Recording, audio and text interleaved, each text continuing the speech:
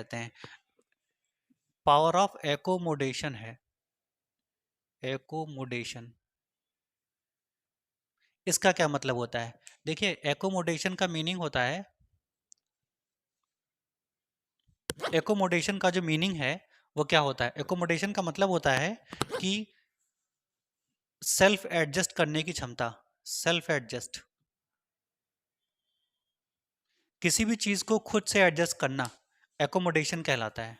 जैसे एक जगह से दूसरी जगह पर ट्रांसफर होता है जब, तो ट्रांसफर करने के बाद सामान को ले जाते वहां रखते हैं, एक जगह से दूसरी जगह तक ले जाते हैं, तो ले जा करके खुद से और सामान को दूसरी जगह पर शिफ्ट करना एकोमोडेशन कहलाता है। ठीक है, और अगर हम ये खुद कर रहे हैं तो सेल्फ एकोमोडेशन। तो सेल्फ को या खुद को किसी तरीके से एडजस्ट करना ये कहलाता है एकोमोडेशन। अब ये किसके लिए एकोमोडेशन पढ़ रहे हैं हम लोग? आई के लिए, यही तो है ना। एकोमोडेशन ऑफ किसके लिए पढ़ रहे हैं? आई, आंखों का एकोमोडेशन। तो आई जो है वो सेल्फ एडजस्ट करेगी जब, तो उसको बोलेंगे पावर ऑफ एकोमोडेशन। हमारी आंख जब हमारी आंख जब क्या करेगी? सेल्फ एडजस्ट करेगी, तो उसको बोलेंगे एकोमोडेशन।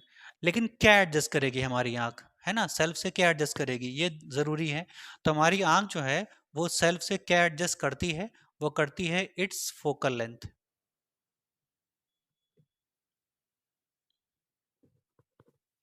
जब वो अपनी खुद की फोकल लेंथ को खुद से एडजस्ट करती है तो इसको बोलते हैं power of accommodation of an eye, है ना। तो अगर आप ये कह दें power of accommodation of an eye, या ये कह दें कि the ability of an eye to adjust the focal length itself is known as the power of accommodation, है ना। वो ऐसा क्यों करती है? क्योंकि उसको बहुत से काम करने होते हैं, आंखों को नजदीक के ऑब्जेक्ट को भी देखना होता है और दूर के ऑब्जेक्ट को भी देखना होता है। तो दूर के ऑब्जेक्ट को देखने के लिए आंखों को थोड़ा सा वर्क करना पड़ता है, उसकी सिलेरी में, तो दोनों ही कंडीशन को वो अपने आप एडजस्ट कर लेती है। ऐसा नहीं है कि हम दूर के ऑब्जेक्ट करने के लिए देखने के लिए अपनी आंखों को एडजस्ट करेंगे या नज़दीक के ऑब्जेक्ट को देखने के लिए भी अपनी आंखों को एडजस्ट करेंगे, ऐसा नहीं होता। दोनों को जब हमें देखना होता है, मतलब दूर के ऑब्जेक्ट को और नज़दीक के ऑब्जेक्ट को, तो उसके लिए हम अपनी जो फोकल लेंथ है आंखों की वो खुद से एडजस्ट कर लेते हैं, और इस प्रोसेस को क्या कहा जाता है? Power of accommodation. ठीक है, वो ऐसा क्यों करता है ये भी हमने आपको बताया। जो आंखें हैं उनको दो काम करने होते हैं, आंखों का मतलब होता है आंखों के लेंस को। वो दो काम कौन कौन से हैं? उसको दो तरीके से ऑब्जेक्ट को देखना होता है। कौन कौन से दो तरीकों से? एक तो उस ऑब्जेक्ट को भी देखना होता है जो हमसे बहुत दूर है, जिसको हम बोलेंगे फार पॉइंट, और एक उस ऑब्जेक्ट को भी देखना होता है जो हमारे कैसा है? नियर है, नियर बाय ऑब्जेक्ट, इसको भी देखना होता है। जब वो दूर वाली ऑब्जेक्ट को देख रही होती है आंख, तो हमारी जो मसल्स होती हैं आंखों की वो क्या हो जाती हैं? रिलैक्स्ड हो जाती हैं। मसल्स कैसी हो जाती हैं? रिलैक्स्ड हो जाती हैं। मसल रिलैक्स्ड होने से क्या होता है? इससे फायदा क्या होता है? इससे जो फोकल लेंथ है, फोकल लेंथ वो बढ़ जाती है। ठीक है, फोकल लेंथ बढ़ने से क्या होता है? हम लोगों ने पढ़ा है कि ये हमारा लेंस है और ये रेज आ रही हैं और ये प्रिंसिपल एक्सिस है। जब ये ऐसे टकराती हैं आकर के जिस पॉइंट पर, वहां पर हमको इमेज मिल जाती है ऑब्जेक्ट की, जो कहां पर है? इनफाइनाइट पर है। ठीक है, अब अब क्या होता है? ये जो हमारी इमेज है वो जहां पर हमको मिलती है उस पॉइंट को हम बोलते हैं फोकस पॉइंट, और फोकस पॉइंट और लेंस के बीच की डिस्टेंस क्या कहलाती है? फोकल लेंथ कहलाती है। ये फोकल लेंथ जो है अगर बढ़ रही है, इसका क्या मीनिंग है? When focal length increases, that means the image found by the lens is at far distance, है ना। अगर हम फोकल लेंथ को बढ़ा रहे हैं तो इमेज दूर जा रही कि नहीं जा रही है? जितना हम फोकल लेंथ को इंक्रीज करते रहेंगे उतना इमेज दूर बनती जाएगी, देखिए, है ना। इंक्रीज फोकल लेंथ इंक्रीज करने का क्या मतलब है? आंखों की मसल्स को क्या होना होना होना होगा? रिलैक्स्ड होना होगा। और अगर वो रिलैक्स्ड हो जाएंगी तो हम किस ऑब्जेक्ट को देख रहे होंगे? दूर वाले ऑब्जेक्ट को। तो जब भी हमें किसी दूर वाले ऑब्जेक्ट को देखना होता है तो हमारे जो आंखों की मसल्स होती हैं वो रिलैक्स्ड हो जाती हैं, और जब वो रिलैक्स्ड हो जाती हैं तो फोकल लेंथ अपने आप बढ़ जाती है। तो इस तरीके से हम आसानी से दूर वाले ऑब्जेक्ट को देख लेते हैं, फोकल लेंथ को बढ़ा लेते हैं। तो आंखों ने ये काम खुद किया ना, हमने तो नहीं करवाया, उसने अपने आप काम किया। तो एक तो ये काम हो गया। दूसरा, नियर बाई ऑब्जेक्ट। अगर हमको नियर के ऑब्जेक्ट को देखना होता है तब क्या करेंगे हम? नियर के ऑब्जेक्ट को अगर देखना है तो आंखें हमारी कैसी, हाँ हाँ, मसल्स कैसी हो जाएंगी, मसल्स कॉन्ट्रैक्ट हो जाती हैं। कॉन्ट्रैक्ट का मतलब होता है संकुचित, पास पास आ जाती हैं। इससे क्या फायदा होता है, अगर मसल्स कॉन्ट्रैक्ट हो जाती हैं तो इससे फायदा क्या होता है, हाँ, कर्वेचर जो होता है लेंस का वो क्या होता है, बढ़ जाता है, इंक्रीज हो जाता है। What is the meaning of increase in curvature, इसका क्या मतलब है कि कर्वेचर बढ़ जाता है। कर्वेचर देखिए होता क्या है, ये लेंस होता है आंखों का, तो यहां से लेकर के और यहां तक की डिस्टेंस क्या कहलाती है, कर्वेचर कहलाती है ना। अब मान लिया यहां से लेकर के यहां तक का ये आपका हो गया, इसको आप एक सरफेस मान लीजिए, इसको पूरा सर्कल कर दीजिए ऐसे, तो ये हो गया सेंटर ऑफ कर्वेचर, है ना। तो कर्वेचर हमारा यही तो होगा, उसी का सेंटर तो ये है। तो ये सेंटर ऑफ कर्वेचर अगर है तो ये पूरा कर्वेचर होता है, ये बढ़ जाता है। इसका क्या मतलब है, हमारी आंखों का जो आईबॉल है वो बढ़ जाता है। और जब आंखों का आईबॉल बढ़ जाता है ना, तो उससे बहुत ज़्यादा मात्रा में क्या होती हैं, रेस एंटर करती हैं। जब रेस ज़्यादा जाएंगी तो ऑब्जेक्ट हमको बहुत क्लियर नज़र आएगा। जैसे कमरे में अगर आप लाइट ज़्यादा कर देंगे तो कमरे का छोटा से छोटा पार्टिकल भी आपको क्लियर नज़र आएगा। और अगर कमरे में अंधेरा कर देंगे तो हो सकता है कुछ चीज़ें ना नज़र आएँ साफ क्लियर, है ना। सेम वही सिचुएशन यहाँ है। अगर आंखों का कर्वेचर बढ़ जाएगा, आंखों में बहुत ज़्यादा लाइट एंटर करेगी, और जब ज़्यादा लाइट एंटर करेगी तो आंखें कॉन्ट्रैक्ट, मसल्स कॉन्ट्रैक्ट हो जाएंगी। जब कॉन्ट्रैक्ट हो जाएंगी मसल्स तो हम किस चीज़ को देख रहे होते हैं, नियर बाई ऑब्जेक्ट। अब देखिए आंखों ने क्या किया, आंखों ने खुद से खुद को एडजस्ट करके फोकल लेंथ बढ़ा करके फार के ऑब्जेक्ट को भी देखा। इसी तरीके से आंखों ने खुद की फोकल लेंथ को फिर से एडजस्ट करके कर्वेचर को बढ़ा करके अपनी मसल्स को कॉन्ट्रैक्ट करके नज़दीक वाले ऑब्जेक्ट को भी देखा। क्या इसके लिए हमें कोई काम करना पड़ा एक्सटर्नली अपनी आंखों के साथ, नहीं, ये काम आंखों ने क्या किया, खुद से किया है ना। देयरफॉर हम क्या कह सकते हैं कि आंखें नियर के ऑब्जेक्ट को भी देख ले रही हैं आसानी से और फार के ऑब्जेक्ट को भी देख रही हैं आसानी से। यानी वो क्या कर रही हैं, सेल्फ एडजस्ट कर रही हैं, है ना। क्या सेल्फ एडजस्ट कर रही हैं, अपनी अपनी क्या, फोकल लेंथ, खुद की फोकल लेंथ को वो क्या कर रही हैं, सेल्फ एडजस्ट कर रही हैं। और इसी प्रॉपर्टी को, इस प्रॉपर्टी को हम किस नाम से जानते हैं, इसी प्रॉपर्टी को बोलते हैं एकोमोडेशन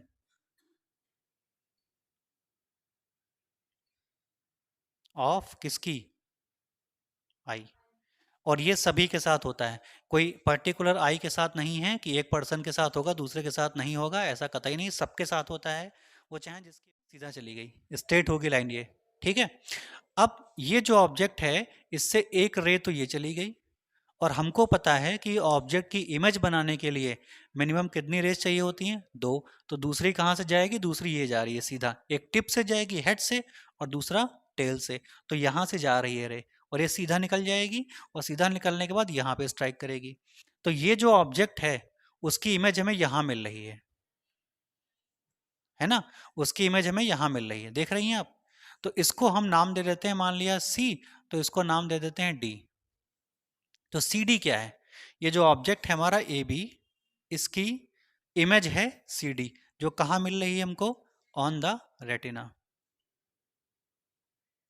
रेटिना पर हमको इमेज मिल रही है उस ऑब्जेक्ट की, ए बी की, जो हमारे आंखों के सामने रखा है। हम, जितना बड़ा ऑब्जेक्ट था उतनी बड़ी देखिए इमेज मिल रही है सी डी।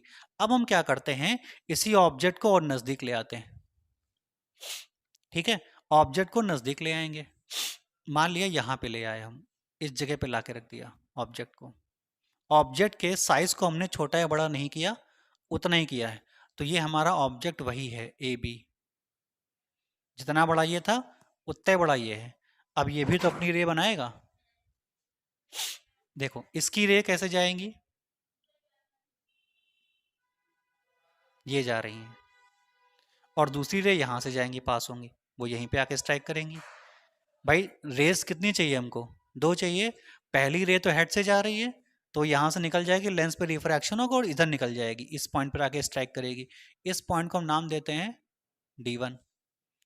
ऑब्जेक्ट वही है, ठीक है, केवल हम नज़दीक ले आए हैं, और नज़दीक लाने पर रे इस तरीके से पास हो रही है। अब आप देखिए कि पहले वाला ऑब्जेक्ट जब ए बी पर था, पहली वाली डिस्टेंस पर था, दूर था, तो इमेज बनी थी सी डी। जब ये ऑब्जेक्ट नजदीक आ गया है ए बी, तो इमेज मिली है सी डी वन। दोनों कंपेयर करिए तो सी डी देखिए ये है और सी डी वन ये है। लेंथ किसकी ज्यादा लग रही है आपको? सी डी वन की ज्यादा लग रही है। इसका क्या मतलब हुआ? लेंथ ज्यादा होने का मतलब होता है ऑब्जेक्ट ज्यादा लंबा हुआ, है ना। इसका क्या मतलब है? अगर सी डी वन बड़ा है तो सी डी वन इमेज किसकी वजह से बन रही है? Due to a be situated near to the eye, आंखों के नजदीक है।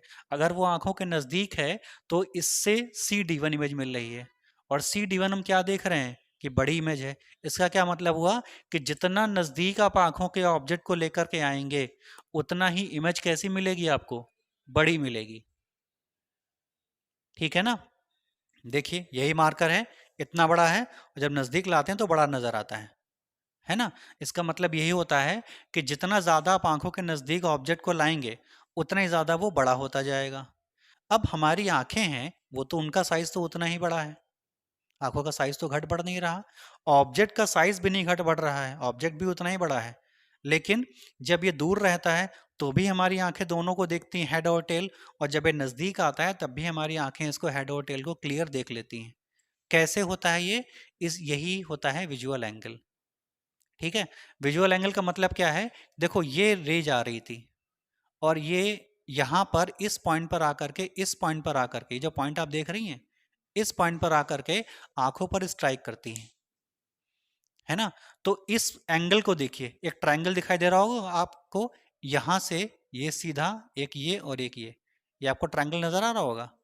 ये ट्रायंगल हमारी आंखों पे जितना एंगल बनाता है ये अल्फा, इसी अल्फा को हम क्या बोलते हैं? Visual angle.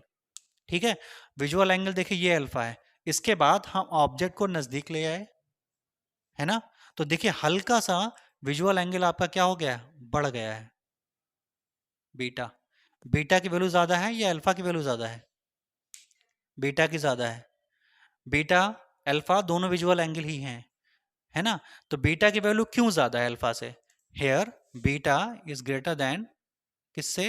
अल्फा से। क्यों ज्यादा है बीटा अल्फा से? रीजन क्या है ज्यादा होने का? बिकॉज जब ऑब्जेक्ट आपका नजदीक आता है तो एंगल ऑफ विजुअल यानी विजुअल एंगल हमेशा क्या हो जाता है? बढ़ जाता है। क्यों बढ़ जाता है? ताकि हमें ऑब्जेक्ट का साइज छोटा ना करना पड़े और उसी साइज का ऑब्जेक्ट हमें दिखे जिस साइज का वो एक्चुअली में है। बात समझ में आई? तो विजुअल एंगल होता क्या है? डेफिनेशन के फॉर्म में अगर लिखना चाहें तो the angle formed by the object, अब एक minute, the angle formed by the object on our eye. हमारी आंखों पे जितना एंगल बनता है किससे? आई ऑब्जेक्ट से, सॉरी, वो क्या कहलाता है? उतना ही ज्यादा क्या होगा आपका? Apparent size. एपरेंट का मतलब होता है इमेजिनरी। हो सकता है उसका साइज छोटा बड़ा हो एक्चुअल में, लेकिन नजर हमको आएगा उतना ही सेम साइज का, है ना। इससे हम लोग एक चीज सीख लिए एक लाइन में कि विजुअल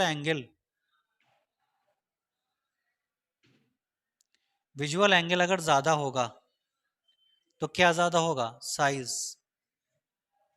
ऑफ ऑब्जेक्ट। और विजुअल एंगल अगर कम होगा तो साइज ऑफ ऑब्जेक्ट भी कम हो जाएगा।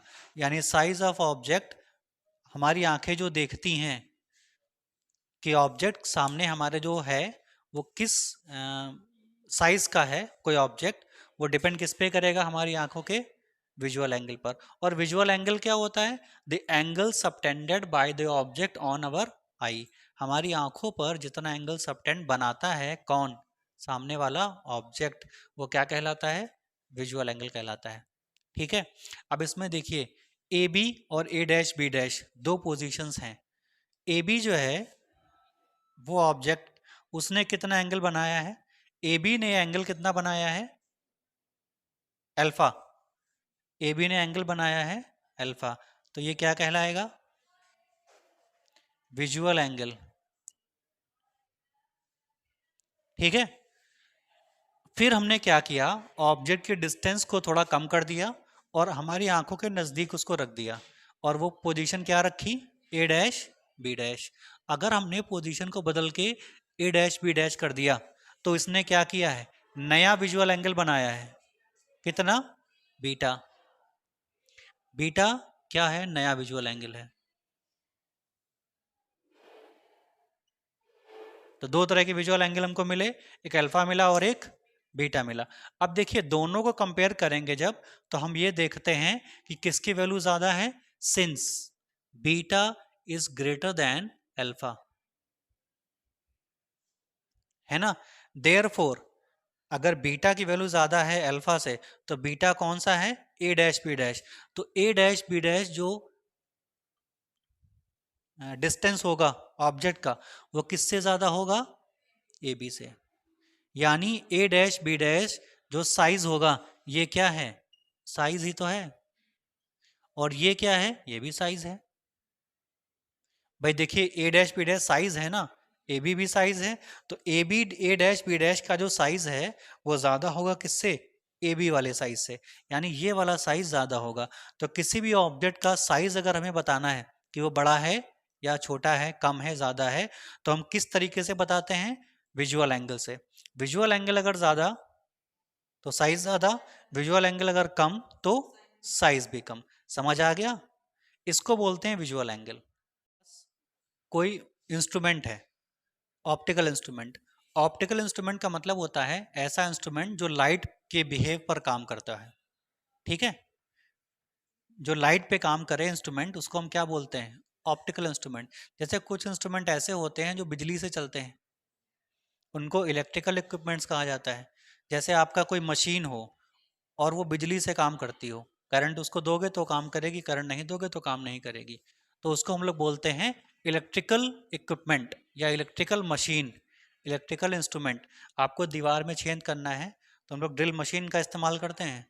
ड्रिल मशीन बिजली से काम करती है, करंट से, इलेक्ट्रिक करंट से काम करती है, तो उसको हम लोग बोलते हैं इलेक्ट्रिकल मशीन, है ना। क्यों बोलते हैं, क्योंकि वो बिजली से काम करता है, उसका इनपुट क्या है, इलेक्ट्रिक करंट। ठीक, ऐसे ही जो इंस्ट्रूमेंट लाइट पे काम करें, लाइट पे, वे क्या कहलाते हैं, ऑप्टिकल इंस्ट्रूमेंट। ऑप्टिकल इंस्ट्रूमेंट मतलब इनमें इनपुट क्या होगा, लाइट। अगर लाइट होगी तभी ये काम करेंगे, लाइट नहीं होगी तो ये काम नहीं करेंगे। ऑप्टिकल इंस्ट्रूमेंट वैसे तो हमारे पास दो टाइप के हैं, एक होता है माइक्रोस्कोप और एक होता है टेलीस्कोप। इन दोनों का काम क्या है, इसका काम है बहुत छोटी चीज को देखना, स्मॉल ऑब्जेक्ट को देखना। और ये काम करता है जब हमको कोई बड़ा ऑब्जेक्ट देखना होता है, बिग ऑब्जेक्ट, या हमसे कोई बहुत दूर ऑब्जेक्ट हो, फार ऑब्जेक्ट। तो अगर कोई ऑब्जेक्ट हमसे बहुत दूर है या कोई ऑब्जेक्ट बहुत बड़ा करके हमको देखना हो तो टेलीस्कोप का यूज करते हैं। अगर कोई छोटा ऑब्जेक्ट हो उसको बड़ा करके देखना हो तो माइक्रोस्कोप का यूज करते हैं। अभी हम लोगों ने पढ़ा कि जो विजुअल एंगल होता है अल्फा या बीटा, ये दोनों क्या होते हैं, विजुअल एंगल्स होते हैं। विजुअल एंगल्स, ये दोनों क्या होते हैं, विजुअल एंगल। किसी ऑब्जेक्ट का विजुअल एंगल जितना ज़्यादा बड़ा होगा उसका साइज क्या होगा, उतना ही ज़्यादा होगा। और किसी ऑब्जेक्ट का अगर विजुअल एंगल स्मॉल होगा, कम होगा, तो उसका साइज भी क्या होगा, कम होगा। यानी किसी ऑब्जेक्ट के साइज उसके विजुअल एंगल पर डिपेंड करता है।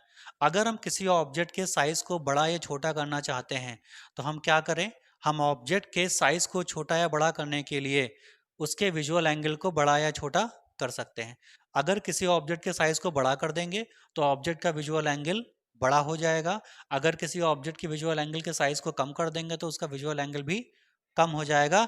यानी सीधा सीधा हम ये कह सकते हैं, size of an object depends upon its visual angle, कह सकते हैं।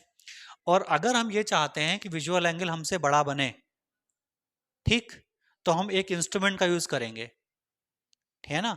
और वो इंस्ट्रूमेंट क्या कहलाता है, टेलीस्कोप। इसी तरीके से अगर हम चाहते हैं कि विजुअल एंगल कम बने तो हम किसी ऐसे इंस्ट्रूमेंट का यूज करेंगे जो विजुअल एंगल को छोटा कर दे, माइक्रोस्कोप, ये भी हो सकता है।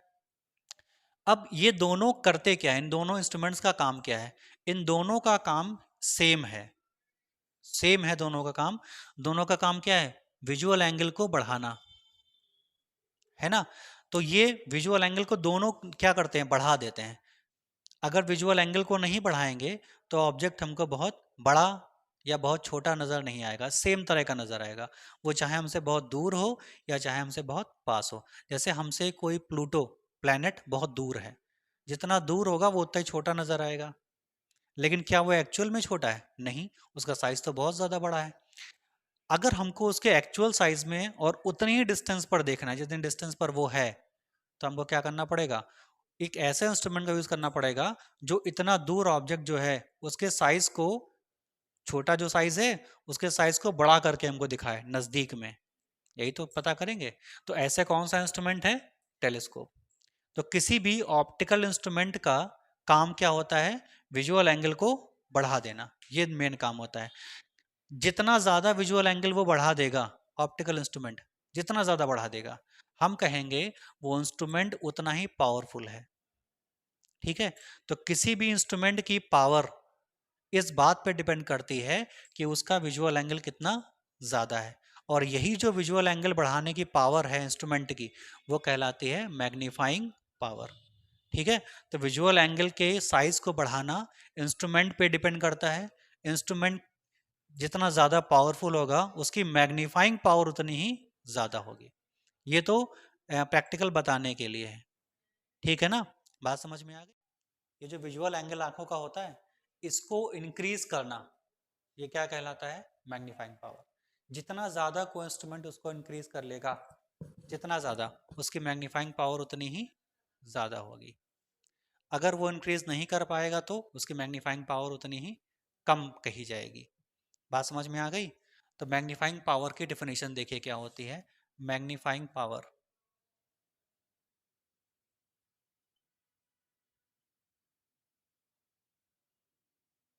होती किसकी है? ये मैग्नीफाइंग पावर इंस्ट्रूमेंट की होती है। कौन सा instrument?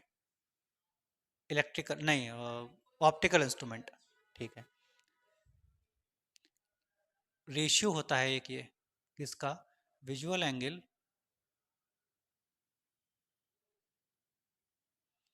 Formed at eye upon visual angle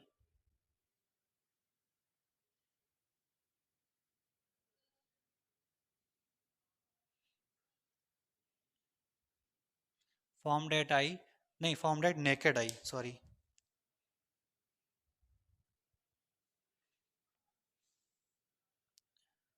हाँ, formed at eye by image,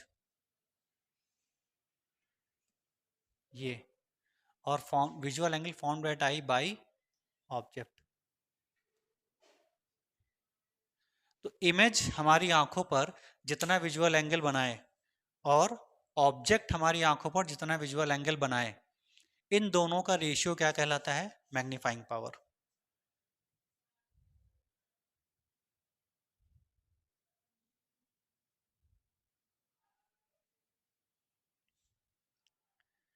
ठीक है।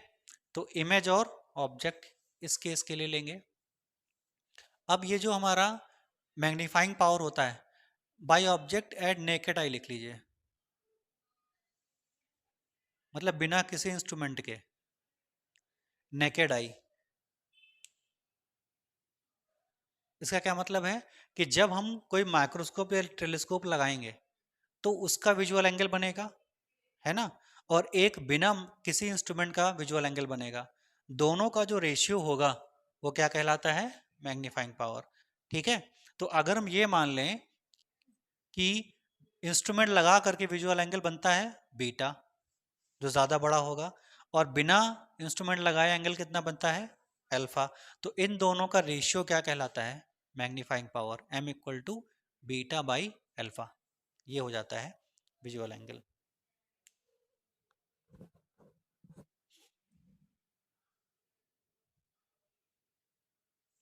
ठीक है। तो कोई भी सामने वाला ऑब्जेक्ट, एक बार उसको हम लोग किसी इंस्ट्रूमेंट से देखेंगे, टेलीस्कोप या माइक्रोस्कोप से, तो हमारा जो विजुअल एंगल बनेगा, और एक बार उसको बिना इंस्ट्रूमेंट के देखेंगे।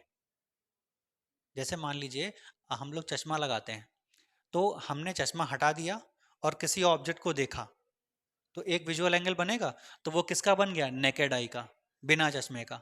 और एक बार चश्मा लगा लिया और फिर उसी ऑब्जेक्ट को देखा सेम डिस्टेंस पर, तो एक नया विजुअल एंगल बनेगा, है ना, ऊपर वाला। तो इन दोनों का जो रेशियो होगा वो मैग्नीफाइंग पावर कहलाएगा। हम पता कर लेंगे ना कि हमारी आंखों ने कितना उसको साफ कर दिया है, चश्मे ने कितना साफ कर दिया है। तो जितना ज़्यादा वो साफ करके दिखाएगा, जितना ज़्यादा वो क्लियर इमेज दिखाएगा, उसकी मैग्नीफाइंग पावर उतनी ही ज़्यादा होगी। मैग्नीफाइंग पावर जितनी ज़्यादा होती है, इंस्ट्रूमेंट उतना ही अच्छा माना जाता है। जैसे आप चश्मा खरीदने जाते हैं मार्केट में, तो चश्मा हम लोग कैसा लेते हैं, जो हमारी आँखों को मतलब कोई ऑब्जेक्ट अगर नहीं देख पा रहे हैं तो उसको आसानी से वो दिखा सके, चाहे वो दूर का हो और चाहे पास का हो। अगर बाई चांस हम पास के ऑब्जेक्ट को नहीं देख पाते हैं और हम ऐसा चश्मा ले आते हैं जो इसको भी नहीं दिखा पाता, तो वो चश्मा हमारे लिए बेकार है। अगर चश्मा बेकार है तो हम क्या कहते हैं, वो क्यों बेकार है, या तो उसका लेंस खराब होगा तभी वो बेकार होगा, अदरवाइज फिर वो क्यों बेकार होगा, क्योंकि हो सकता है कि हमारी आंखें उस पर एक विजुअल एंगल ना बना पा रही हों। ठीक है, चलिए ये तो हो गया। क्लोज और माइन्यूट ऑब्जेक्ट का मतलब है, क्लोज मतलब बहुत नज़दीक करीब, और माइन्यूट का मतलब बहुत छोटा। तो अगर कोई ऑब्जेक्ट हमारे बहुत नज़दीक है या कोई ऑब्जेक्ट अगर बहुत छोटा है, तो उसकी लार्ज इमेज देने वाले इंस्ट्रूमेंट का नाम क्या होता है, उसको हम लोग बोलते हैं माइक्रोस्कोप। अब माइक्रोस्कोप का काम तो आपने समझ लिया, है ना, का क्या काम है उसका, लार्ज इमेज देना किसकी, जो ऑब्जेक्ट हमसे बहुत क्लोज हो या बहुत छोटा हो, माइन्यूट हो। लेकिन वो ऐसा करता कैसे है, किस तरह से वो ये काम कर लेता है। तो हमने अभी पढ़ा कि ऑब्जेक्ट का जो साइज होगा, लार्ज हो या स्मॉल हो, वो किस पे डिपेंड करता है। नहीं नहीं, ऑब्जेक्ट का लार्ज होना या स्मॉल होना वो डिपेंड करता है उसके विजुअल एंगल पर। तो किसी भी ऑब्जेक्ट का जो विजुअल एंगल होता है वो अगर बड़ा है तो ऑब्जेक्ट लार्ज होगा, अगर विजुअल एंगल छोटा है तो ऑब्जेक्ट का साइज क्या होगा, स्मॉल होगा। और अगर ऑब्जेक्ट का साइज लार्ज या स्मॉल है तो या तो क्लोज होगा या फार होगा, माइन्यूट होगा या लार्ज होगा, बड़ा होगा।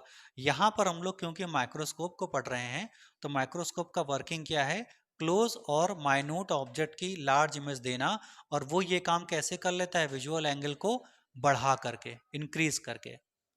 यानी अगर हम किसी नज़दीक या छोटे ऑब्जेक्ट के साइज को बढ़ा करके देखना चाहते हैं, है ना, कैसा ऑब्जेक्ट हो, या तो हमसे नज़दीक हो या कैसा हो, बहुत छोटा हो, और अगर उसको हम बड़ा करके लार्ज इमेज के फॉर्म में देखना चाहते हैं, then we have to use the instrument known as microscope.